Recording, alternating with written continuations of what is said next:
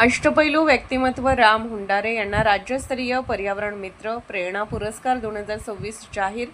मुंबई येथे होणार पुरस्कार सन्मान व सत्कार।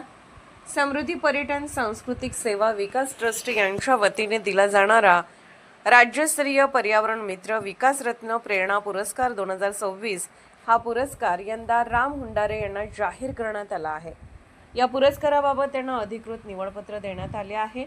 ट्रस्टच्या संस्थापिका मीनाक्षी पाखरे व त्यांची निवड समिती यांच्या मार्गदर्शनाखाली सामाजिक, सांस्कृतिक, शैक्षणिक, पर्यटन आणि पर्यावरण क्षेत्रात उल्लेखनीय कार्य करणाऱ्या व्यक्तींना हा सन्मान दिला जातो।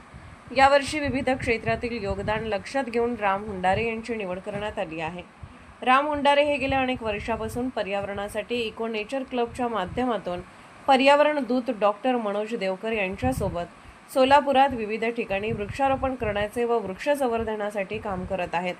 त्यांच्या या कार्याचे योगदान लक्षात घेऊन त्यांना 2026चा पर्यावरण मित्र हा विकास रत्न प्रेरणा पुरस्कार जाहीर झाला आहे।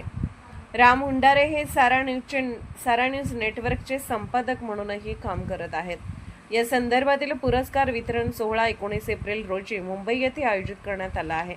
त्या कार्यक्रमात त्यांना राज्यस्तरीय पर्यावरण मित्र विकास रत्न प्रेरणा पुरस्कार 2026 देऊन गौरवण्यात येणार आहे।